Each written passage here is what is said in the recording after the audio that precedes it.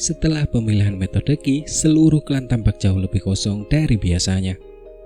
Para anggota klan muda yang tidak mampu mencapai tujuan Ki telah ditugaskan ke berbagai bisnis klan di luar rumah klan, di mana masing-masing mereka akan mempelajari trik perdagangan. Para anggota klan yang berbakat, mereka yang telah berhasil memperoleh metode Ki, mulai membenamkan diri dalam pelatihan yang ketat dengan harapan dapat mempelajari keterampilan metode Ki mereka secepat mungkin. Saat matahari yang terik terbit tinggi di langit, sinar panas membakar bumi. Gelombang panas keluar dari tanah yang menyebabkan riak-riak di udara, membuat udara terdistorsi dan kabur. Di dalam hutan lebat, di puncak gunung yang berbatasan dengan klan Xiao, cahaya matahari menerobos melalui daun-daun yang lebat, menyinari tanah yang ditutupi dengan dedaunan dengan titik-titik cahaya kecil, bagaikan langit yang penuh bintang. Di hutan kecil itu, dua bayangan berkelok-kelok dan bersilangan. Ledakan-ledakan menggetarkan udara setiap kali telapak tangan mereka bertemu. Angin kencang berhembus dari setiap gerakan, menerobos dedaunan yang gugur dan melemparkannya ke udara. Terlibat dalam rentetan serangan ganas lainnya, Xiaoyan menggunakan kedua telapak tangannya untuk menangkis tangan Sun Er yang cantik, dan suara ledakan yang teredam terdengar di setiap serangan balik. Meskipun setiap serangan tampak ringan, pada kenyataannya setiap kali serangan mendarat, serangan itu akan langsung berubah menjadi ganas dan kuat. Sudut mulut Xiaoyan berkedut saat ia dihantam oleh kekuatan yang kuat, cukup kuat untuk membuatnya terhuyung mundur 2 langkah. Di sisi lain, Sun Er mulai mendapatkan memar di telapak tangannya yang halus karena seringnya ia mendapatkan pukulan. Melihat Xiaoyan terhuyung mundur, senyum tipis terbentuk di bibir Sun Er saat tangan putihnya perlahan menari di udara. Jari-jarinya dibalut dengan cahaya keemasan yang lembut. Setelah tenang, Xiaoyan yang sedikit terkejut menggelengkan kepalanya dalam hati dan menatap Sun Er. Dia tersenyum tipis. Dia kemudian menjilat bibirnya, memancarkan nafsu bertarung yang kuat. Dia tiba-tiba mendorong dirinya sendiri dari tanah dengan telapak kakinya dan berlari ke depan. Bintik-bintik lumpur berserakan di jejaknya. Sambil melirik Xiaoyan yang datang, sudut mulut mungil Sun Er terangkat ketika cahaya keemasan di tangannya semakin kuat. Sebuah kawah kecil terbentuk setelah Xiaoyan mulai berlari maju. Ia tiba-tiba berhenti 1 meter dari Sun Er. Begitu sempurnanya pemberhentiannya, seolah-olah Xiaoyan tidak pernah bergerak sama sekali. Melihat kedalaman kendali yang dimiliki Xiaoyan atas gerakan-gerakannya, mata air musim gugur Sun Er tak dapat menahan diri untuk tidak memperlihatkan rasa kagum. Ledakan oktan, teriak Xiaoyan. Saat sosoknya yang berlari tiba-tiba berhenti, kaki kanannya terdorong ke tanah yang menyebabkan tubuhnya berputar, meningkatkan kekuatan serangannya. Dipenuhi dengan kekuatan, kaki kirinya melengkung ke udara, menghasilkan suara angin yang memekakan telinga. Dengan ganas, dia mengarahkan serangannya ke arah Sun Er. Melihat serangan Xiaoyan yang ganas, Sun Er menganggukkan dagunya yang indah sebagai jawaban. Tangan mungilnya membentuk perisai cahaya setengah lingkaran aneh yang menghantam kaki kiri Xiaoyan tanpa ragu-ragu.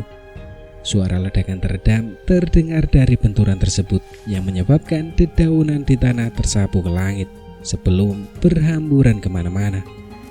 Kaki bertemu tinju dalam tabrakan sesaat, dan sepersekian detik kemudian kedua sosok itu terdorong mundur. Kekuatan pukulan itu cukup untuk mendorong tubuh Xiaoyan 4 hingga 5 meter ke udara. Saat tubuhnya jatuh ke bawah, dia mengerahkan tangan kanannya ke pohon di dekatnya dan mengeluarkan daya hisap untuk meniadakan kekuatan jatuh. Melompat dari cabang pohon, dia mendarat dengan mantap di tanah. Mengangkat kepalanya untuk melihat Sun Er yang juga terdorong mundur beberapa langkah, Xiaoyan mendecakkan bibirnya dan tertawa. Kemudian ia bertanya, "Teknik Do apa yang kau gunakan itu?" ucap Xiaoyan. "Teknik Suan Do tingkat tinggi. Jika dikuasai, teknik ini mampu mengembalikan kekuatan serangan lawan. Aku hanya berada di level pemula, jadi aku hanya bisa mengembalikan sekitar 10% dari kekuatannya," ucap Sun Er tersenyum sambil menjawab. Setelah mengerti, sebuah pikiran muncul dari dalam diri Xiaoyan. "Meminjam kekuatan untuk melawan yang lain," gumam Xiaoyan. Teknik Dao yang digunakan kakak Xiaoyan ini juga tidak buruk. Jika Sun-er bukan Dose bintang 1 dengan kekuatan yang melebihi milikmu, aku tidak akan mampu menahan kekuatan dahsyat dari serangan itu. Ucap Sun-er tersenyum, matanya membentuk 2 bulan sabit. Xiaoyan mengangkat batu tanpa berkomentar, memutar lehernya dengan malas. Pertarungan tingkat tinggi menyebabkan kelelahan otot dan kelelahan mental meningkat. Sambil menyeka keringat yang mengalir seperti air dari wajahnya, Xiaoyan diam-diam mengutuk cuaca yang panas dan lembab sebelum ia menanggalkan kemejanya. Di balik kemejanya, tubuhnya yang muda, agak kecoklatan dan bugar terlihat. Meskipun tidak dianggap berotot, tubuhnya yang kecil menyembunyikan kekuatan yang luar biasa. Melihat Xiaoyan yang setengah telanjang, wajah cantik Sun-er memerah. Xiaoyan meraih pakaiannya dan bersandar lelah di batu kapur. Menghadap Sun-er, dia tertawa getir. Sudah 2 bulan, tapi aku masih terjebak di 8 Duan Qi, ucap Xiaoyan. Melihat Xiaoyan tampak tak berdaya, Sun-er mengerutkan bibirnya dan terkekeh. Duduk dengan anggun, dia bergabung dengan Xiaoyan dan bersandar di batu kapur. Dia mengambil pakaian yang penuh keringat dari Xiaoyan sebelum dengan lembut mengeringkan keringat di tubuhnya. Bermaksud menghiburnya, dia berkata, Duan Qi ke-8 hingga ke-9 adalah awal dari tahap kemacetan Daoqi. Kakak Xiaoyan seharusnya sabar. Ketika waktunya tepat, semua yang seharusnya terjadi akan terjadi, ucap Sun-er. Pada titik ini, Sun-er tiba-tiba merasakan tatapan panas dan mendongak. Dia mendapati Xiaoyan menatapnya. Dengan wajah memerah, dia cemberut dengan jenaka. Nada bicara gadis muda itu yang lembut dan ceria bagaikan angin sepoi-sepoi yang menyegarkan di tengah hutan yang lembab. Karena cuaca yang panas, Sun-er mengenakan celemek pendek berwarna hijau muda yang memperlihatkan bercak kulit putih yang indah di bawah tengkuknya yang panjang dan memikat. Selain itu, lekuk tubuh gadis muda itu yang mengembang terlihat oleh lekuk tubuh yang ketat, sehingga menimbulkan kesan cantik pada tubuh mudanya. Dihadapkan dengan pemandangan yang begitu indah, tidak mengherankan jika Xiaoyan merasa sedikit linglung. Terbangun dari linglungnya oleh karena Sun-er, wajah Xiaoyan sedikit memerah. Sambil tertawa malu, ia berbaring di atas batu kapur yang dingin, perlahan-lahan menutup matanya, membiarkan sepasang tangan mungil Sun-er mengusap tubuhnya dengan lembut.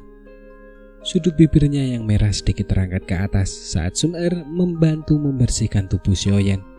Tanpa menoleh, dia diam-diam melirik sekilas ke seluruh tubuh Xiaoyan, hanya untuk terkejut saat mengetahui bahwa tanpa disadari Xiaoyan telah tertidur.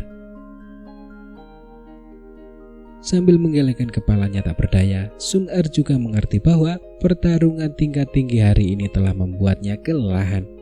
Sambil mengernyitkan hidungnya, dia menurunkan pakaiannya saat cahaya keemasan lembut mulai berkumpul di ujung jarinya. Sun-er diam-diam melirik Xiaoyan yang tidak bereaksi, lalu menempelkan jarinya ke kulit Xiaoyan. Cahaya keemasan mengikuti jejak jari itu dan meresap ke dalam tubuh Xiaoyan. Saat cahaya keemasan itu dipindahkan, butiran-butiran keringat mulai mengalir di dahi Sun-er dan dia terlihat sedikit menggertakkan giginya. Tepat saat dia bersiap untuk melanjutkan pemindahan, ekspresi terkejut melintas di wajahnya. Saat ia tertidur lelap di samping batu kapur, tiba-tiba muncul kekuatan hisab yang tak terduga dari dalam tubuh Xiaoyan. Garis-garis Daoqi berkumpul dari sekelilingnya dan mulai mengalir cepat ke dalam tubuhnya. Apakah ini sebuah terobosan? Gumam Sun-er. Terdengar desahan kaget dan kagum saat mulut kecil Sun-er membentuk huruf O, dan dia diam-diam memperhatikan Xiaoyan yang tanpa sadar menyerap Daoqi. Di dalam hutan kecil yang rimbun, benang-benang Daoqi putih mengalir di udara, terus-menerus diserap oleh tubuh Xiaoyan saat ia tertidur. Melihat Xiaoyan yang praktis telah menjadi penyerap energi, Sun-er merasa terkejut sekaligus senang. Diam-diam menjauhkan diri darinya. Dia berdiri dalam keadaan berjaga diam-diam menjaga area tersebut. Karena jika Xiaoyan terbangun dari kondisi latihan meditasinya, dia akan kehilangan kesempatan untuk naik level berikutnya. Keberhasilan kemajuan Xiaoyan dapat dikatakan hampir pasti. Saat Daoqi terserap, jejak kelelahan samar di wajah Xiaoyan berangsur-angsur memudar. Seperti sepotong batu giok hangat, wajahnya yang halus dan cantik bersinar dengan cahaya pucat. Selama 1 jam berikutnya, kejadian-kejadian ini terus berlanjut di dalam hutan kecil yang lebat, hingga akhirnya tiba di ujungnya. Akhirnya, ketika sisa-sisa Doki terakhir memasuki tubuh Shoyen, hutan kecil itu kembali tenang seperti semula. Sinar matahari yang terik terus menyinari hutan. Meskipun mata Shoyen tertutup rapat, dadanya naik turun dengan lancar dan mantap. Sun-er melihat ini, menghela nafas lega, rileks, dan tertawa pelan. Dia akhirnya mencapai Duan Ki ke-9. Mungkin dalam waktu setengah tahun, kakak Shoyen akan mampu memadatkan Doki Siklon dan menjadi Dose sejati, gumam Sun-er. Dengan senyum riang di bibirnya, Sun-er melompat ke batu kapur di dekatnya dan duduk bersila. Siku di lututnya, telapak tangannya menopang dagu sementara jari-jarinya menempel di pipinya. Dia menunggu Shoyen bangun. Langit berangsur-angsur berubah menjadi senja ketika Shoyen akhirnya terbangun dari tidur lelapnya. Mengedipkan matanya yang bingung, Shoyen menatap kosong ke sekeliling sebelum mendapatkan kembali akal sehatnya. Mengangkat kepalanya, pandangannya tertuju pada sosok yang diselimuti sinar keemasan matahari terbenam, cerah dan jernih seperti air cair. Sepasang mata bertemu dengannya, dia tersenyum. "Apakah kakak Shoyen akhirnya bangun?" ucap Sun-er, tertawa manis saat ia mengajukan pertanyaan itu kepada Shoyen yang baru saja bangun. Sambil tersenyum dan menganggukkan kepalanya, Shoyen bangkit dan berdiri. Memutar lehernya yang mati rasa, dia meregangkan tubuhnya dengan malas. Suara tulang yang retak satu sama lain terdengar dari tubuh yang baru saja meningkatkan Duan Ki. Bingung dengan perasaan telah mencapai terobosan, Shoyen mengepalkan tangannya sebelum melepaskannya lagi. Rahangnya sedikit mengendur dan dia memiringkan kepalanya. Wajahnya dipenuhi dengan keraguan dan ketidakpastian yang sama dan dia berkata, "Sepertinya aku telah mencapai 9 Duan Ki." Menatap ekspresi bingung Shoyen dengan pandangan tertarik, Sun-er mulai tertawa. Melihat anggukan Sun-er, bibir Shoyen melengkung ke atas membentuk senyuman. Hatinya terkejut meskipun ia masih tidak tahu apakah harus tertawa atau menangis. Terakhir kali ia berhasil menembus itu terjadi saat ia sedang tidur. Kali ini ia berhasil menembus lagi saat sedang tidur. Cara menerobos seperti ini agak terlalu lucu. Dengan kuat memukul udara beberapa kali secara berurutan dan merasakan Doki yang lebih kuat dibandingkan beberapa jam yang lalu, Shoyen tak dapat menahan tawa. Setelah melupakan semua rasa terkejutnya, Shoyen akhirnya menyadari warna langit yang suram. Sambil tersenyum meminta maaf kepada Sun-er. Dia tahu bahwa Sun-er telah menunggunya selama ini. Sambil mengenakan kembali pakaiannya, dia mulai bercanda dengan Sun-er. "Tidak pergi? Hari ini hari yang baik. Jadi mengapa kamu tidak membiarkan dia mentraktirmu makan enak di kota Wutang?" ucap Shoyen. "Kalau begitu, aku mau makanan yang paling mahal," Sun-er menjawab sambil tertawa kecil. Sambil berjinjit di atas batu kapur beberapa saat, dia dengan hati-hati menjatuhkan diri di samping Shoyen, mengeluarkan tawa samar seperti lonceng yang menyebar di hutan hijau yang lembut. Untuk mengucapkan terima kasih kepada Sun-er karena telah menunggunya sepanjang sore, Shoyen menyempatkan diri mengajak Sun-er berjalan-jalan di sekitar kota Wutang sebelum berpisah dengannya di klan. Sambil menyeret kakinya yang masih agak bersemangat kembali ke kamarnya, Shoyen menjatuhkan diri dengan berat ke tempat tidurnya dan memeluk selimutnya. Sambil bergumam pelan pada dirinya sendiri, dia berkata, "Akhirnya, aku akhirnya akan menjadi Dose sekali lagi," ucap Shoyen. "Hei, terobosan yang baru saja kau lakukan, itu semua berkat gadis kecil itu," ucap Yalau. Dari tengah ruangan, tiba-tiba terdengar suara tawa seorang laki-laki tua. Mengangkat satu kelopak matanya, Shoyen menatap malas ke arah Yalau dan mengerutkan alisnya. "Apa hubungannya Sun-er dengan ini?" ucap Shoyen. "Dia pasti punya peran. Kalau tidak, kau akan butuh waktu 1 minggu untuk menerobos sendiri," ucap Yalau. Tubuh transparan Yalau duduk di kursi. Nadanya yang santai bergema di seluruh ruangan. Sambil mengangkat bahunya dengan enggan, Shoyen melemparkan kepalanya kembali ke dalam selimutnya. "Saat ini aku sudah berada di level 9 Duan. Jika aku ingin menerobos menjadi Dose, aku khawatir itu akan memakan waktu setengah tahun atau lebih," gumam Shoyen. Setelah mengatakan itu, dia berhenti sejenak dan menyingkirkan selimutnya. Wajahnya yang sebelumnya fokus menjadi suram. Suaranya sekarang menampakkan nada dingin. 1 tahun telah berlalu dan aku masih belum menjadi Dause bintang 1. Jika keadaan terus berlanjut seperti ini, aku khawatir aku tidak akan bisa mengejar Nalan Yanran dalam 3 tahun, ucap Xiaoyan. Mendengar ini, Yalou mengangkat matanya untuk melihatnya namun tetap diam. Nalan Yanran sedang dilatih untuk menjadi pemimpin fraksi Misty Cloud berikutnya. Bakatnya tidak bisa dikatakan rendah sama sekali dan fraksi Misty Cloud juga cukup kuat. Mereka bahkan memiliki alkemis Pil King Kuhe di antara barisan mereka. Jika dia membantu Nalan Yanran, kecepatannya akan sangat mengerikan. Itu tidak akan lebih lambat dari kecepatan latihanku, gumam Xiaoyan berpikir keras dalam hati. Yalou memiringkan kepalanya ke arah Xiaoyan dan melihat mata Xiaoyan yang jernih seperti kristal terfokus padanya. Yalou langsung tertawa tetapi tetap tidak berkomentar. Melihat wajah Yalou, Xiaoyan hanya bisa memutar matanya, kata-katanya tidak ada gunanya. Setelah terdiam beberapa saat, Yalou mendesah pelan, berdiri dan berjalan ke arah Xiaoyan. Bibirnya mulai melengkung membentuk senyum. Orang yang bernama Guhe itu tidak lebih dari seorang alkemis tingkat 6. Apakah dia layak disebut Raja Pil? Selain memurnikan pil, apalagi yang bisa dia lakukan? Ucap Yalou. Mendengar Yalou berbicara seperti ini, wajah Xiaoyan tiba-tiba berubah menjadi senyum. Pada saat ini, dia tahu bahwa guru misterius itu akhirnya akan menunjukkan tangannya. Besok kamu akan pergi memilih beberapa bahan. Bubuk pengumpul ki, kamu akan memakannya seperti permen. Aku tidak percaya Nalan ini akan menerima perlakuan seperti ini, ucap Yalou. Dengan kedua tangan di belakang punggungnya, Yalou mencibir dengan bangga. Tentu saja, mengatakan bahwa ia akan dapat memakan pil pengumpul ki seperti permen adalah pernyataan yang agak sombong.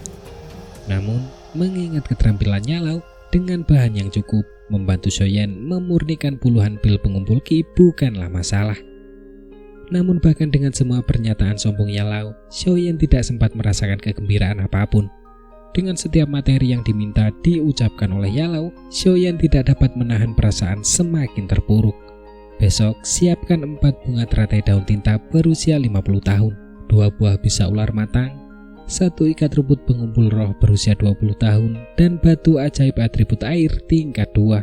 Terdengar suara acuh tak acuh Yalou, dan ketika melihat tatapan kaku dan jauh Xiaoyan, dia tidak bisa menahan diri untuk tidak terkejut. Ada apa? Tanya Yalou. Teratai daun tinta berusia 50 tahun. Bunga seusia itu dijual seharga 3.000 koin emas, dan itu hanya untuk 1 bunga. Buah racun ular yang matang itu dianggap sebagai salah satu bahan alkimia kelas bawah teratas. Bahkan apotek tidak menjualnya. Itu harus melalui keberuntungan belaka jika seseorang ingin mendapatkannya, dan setidaknya 8.000 koin emas diperlukan untuk membeli satu saja. Dan rumput pengumpul roh berusia 20 tahun.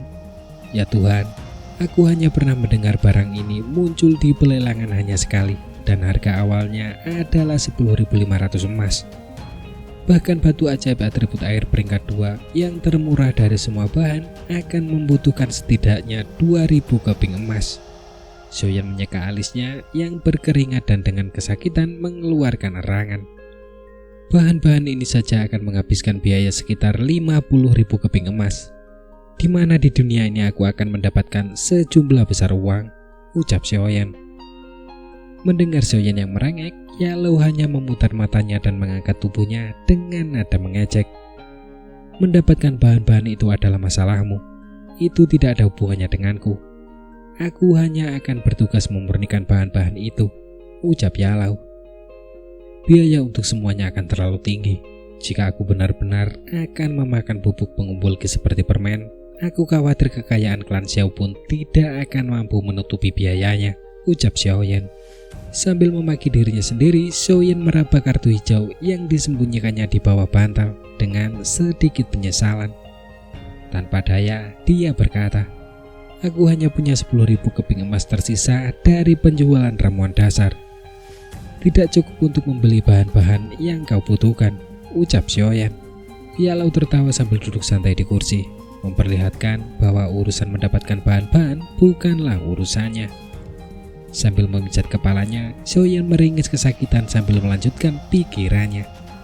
Pertama, aku akan menggunakan uang ini untuk membeli bahan-bahan untuk ramuan dasar. Lalu aku akan menjualnya di rumah lelang.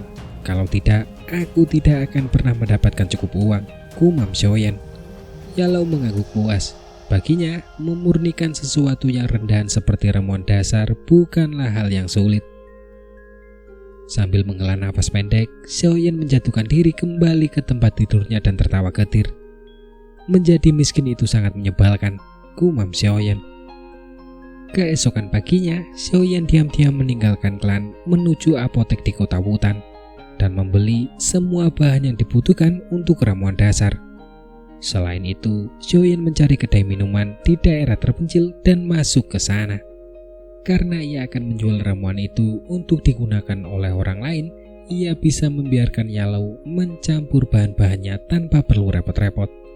Jadi, seperti terakhir kali, Xiaoyan membeli bahan-bahan yang termurah dan berkualitas rendah. Karena dia sangat membutuhkan uang, Xiaoyan membeli cukup bahan untuk membuat 7 ramuan dasar yang telah menguras seluruh uang di kartu hijau. Sambil menunggu Yalou mengolah bahan-bahannya, Xiaoyan mulai mengibaskan kartu hijau di tangannya. Sambil menggelengkan kepala, Xiaoyan menyadari bahwa ia telah kembali ke keadaan miskin seperti semula. Kali ini, Yalou telah menghabiskan waktu 1 jam penuh untuk membuat semua ramuan dasar. Menata masing-masing dari 7 botol giok putih dengan rapi di atas meja. Xiaoyan tidak dapat menahan senyum lebar. Dengan hati-hati membungkus setiap botol dengan kain, ia mengikatnya erat-erat di punggungnya. Sambil menepuk-nepuk ramuan dasar di punggungnya dengan lembut, Xiaoyan mengenakan jubah hitam besar untuk menyembunyikan dirinya dan ramuan itu dari pedagang sebelum tertawa sendiri saat keluar dari kamar. Di rumah lelang meter di dalam aula inspeksi harta karun, juru lelang utama meter, Yafei, menatap 7 botol giok kecil berisi ramuan dasar di depannya dengan kaget. Matanya kehilangan kilaunya yang biasa, dan dia mencondongkan tubuh ke depan dengan sudut yang berbahaya. Duduk tidak terlalu jauh dari Yafei dengan jubah hitamnya, Xiaoyan terbatuk, membuatnya kembali waspada. Tangannya yang putih pucat dengan lembut meraba botol-botol giok itu sambil mengendusnya untuk mencoba memastikan keaslian ramuan itu. Setelah beberapa saat, dia menyerahkan botol-botol itu kepada Guni, ahli alkemis dalam perlelangan itu. Mengambil ramuan dasar darinya, Guni mulai memeriksa botol itu dengan seksama dan kemudian berkata, "Semua ini benar-benar ramuan dasar," ucap Guni. Mendengar konfirmasi Guni, alis Yafei terangkat karena terkejut. Dia mengamati sosok berjubah hitam di depannya dan wajahnya tersenyum. Dengan daya tarik yang paling kuat yang bisa dia kerahkan, dia berkata, "Aku tidak menyangka setengah tahun kemudian paman akan memberi kita bisnis sebesar ini," ucap Yafei. "Kapan ramuan itu akan dijual?" Sosok berjubah itu bertanya dengan suara Yalou. "Apakah paman butuh uang sekarang? Jika Anda tidak terlalu sibuk, maka saya sarankan untuk menunggu selama 1 atau 2 hari. 7 botol ramuan dasar jarang masuk ke pasaran pada waktu yang sama. Jika Anda membiarkan balai lelang mempublikasikannya, maka keuntungan Anda pasti akan jauh lebih tinggi," ucap Yafei tersenyum manis sambil menyatakan idenya. Mendengar hal itu, sosok berjubah itu terdiam sesaat dan sesaat kemudian terdengar erangan pelan sebagai konfirmasi. Mendengar jawabannya, wajah Yafei yang tersenyum berubah sejenak. Tangan putihnya meraih cangkir teh dan mendekatkannya ke bibirnya. Sekarang dia bisa memastikan bahwa sosok berjubah hitam ini adalah seorang alkemis tingkat 2, jika bukan seorang alkemis tingkat 3. Sambil menyeruput tehnya, sosok berjubah itu berbicara sekali lagi dengan suara tua. "Mungkin rumah lelangmu bisa membantuku mendapatkan beberapa bahan alkimia juga," ucap Xiaoyan. Mata Yafei yang cerah berbinar saat dia duduk di atas kursi. Sambil tersenyum lebar, dia berkata, "Bahan apa yang diinginkan paman?" ucap Yafei. 4 rantai daun tinta berusia 50 tahun, 2 buah bisa ular matang, 1 ikat rumput pengumpul roh berusia 20 tahun, dan 1 inti sihir atribut air peringkat 2, ucap Xiaoyan. Di samping Yafe, wajah Kuni berubah drastis setelah mendengar daftar bahan-bahannya. Matanya tampak sedikit bingung saat dia melihat sosok berjubah hitam itu. Yafe pasti akan membantu paman menemukan bahan-bahan itu. Begitu aku mendengar satupun penyebutan tentang barang-barang itu, aku akan segera memberitahu paman. Tapi, di mana paman tinggal? Bagaimana kita bisa tetap berhubungan? Ucap Yafe. Saat Yafe bertanya, dia melirik Kuni dan melihat keterkejutan terukir di wajahnya. Melihat itu jantungnya berdegup kencang, tetapi dia tidak menunjukkan keterkejutan di wajahnya. Tidak perlu mencoba menghubungiku. Jika salah satu bahannya muncul, kurangi biaya dari ramuan dasar. Aku akan berkunjung lagi, ucap Xiaoyan. Di balik jubah hitam terdengar suara keriput. Aku juga punya urusan lain yang harus diselesaikan yang tidak bisa ditunda. Aku akan kembali dalam 2 hari. Setelah berkata demikian, Xiaoyan yang berjubah itu berdiri dan berjalan keluar dari rumah lelang. Melihatnya menghilang saat dia berbelok di sudut jalan, mata Yafe menyipit. Apakah ada yang salah dengan bahan-bahan yang dia minta, Paman Kuni? Ucap Yafe. Kuni menggelengkan kepalanya dan menghela nafas sebelum tertawa getir. Jika aku ingat dengan benar, ini adalah bahan-bahan untuk memurnikan dan membuat pupuk pengumpul Qi. Ucap Kuni menjawab apa yang ditanyakan oleh Yafe. Wajah Yafe langsung berubah setelah mendengar itu.